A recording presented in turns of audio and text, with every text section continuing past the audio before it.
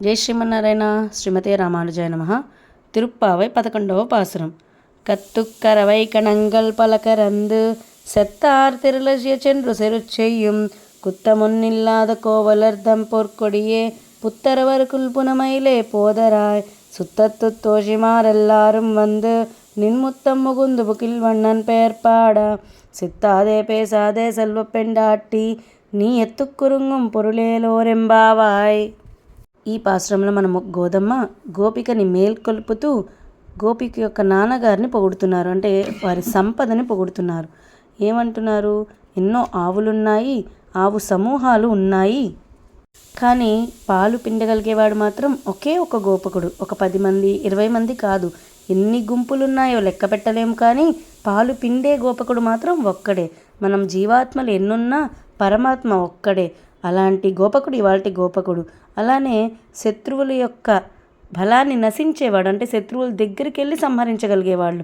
అంటే వారు వచ్చే వరకు ఎదురు చూడడం కాకుండా శత్రువుల దగ్గరికి వెళ్ళి సంహరించేంత బల పరాక్రమాలు ఉన్న గోపకుడు ఇవాల్టి గోపకుడు. ఇంకా ఏ దోషము లేనివాడు, అంటే శత్రువుల దగ్గర ఏ ఆయుధము లేదు అనుకోండి, యుద్ధం రద్దు చేసేస్తారు తప్ప లేనప్పుడు చేసి సంహరించాలి అని అనుకోరు. అలాంటి ఏ దోషము లేని గోప బాలకుడి యొక్క గారి కూతురు కోవలర్ధం పొర్కొడియే. గొల్ల కులానికే బంగారు తీగ వంటిదనమాట. తీగ అంటే ఒక కర్ర ఉంటేనే ఆ తీగ నిలవగలదు. అలానే ఈ బంగారు తీగకి కర్ర ఎవరు అంటే శ్రీకృష్ణ పరమాత్మ. ఇవాల్టి గోపిక యొక్క అవయవ సౌందర్యాన్ని వర్ణిస్తున్నారు. అంటే నితంబం వెడల్పుగా ఉంటుంది, నడువు సన్నగా ఉంటుందట. పాముకి ఎలా అయితే నితంబం వెడల్పుగా ఉండి పుట్టలోకి వెళ్ళేటప్పుడు సన్నగా అయిపోతుందో, ఈమె నడుము సన్నదిగా ఉంటుందంట. అంటే ఆవిడికంత వైరాగ్యం ఎక్కువ అని తెలియజేస్తున్నారు అంతరార్థంగా.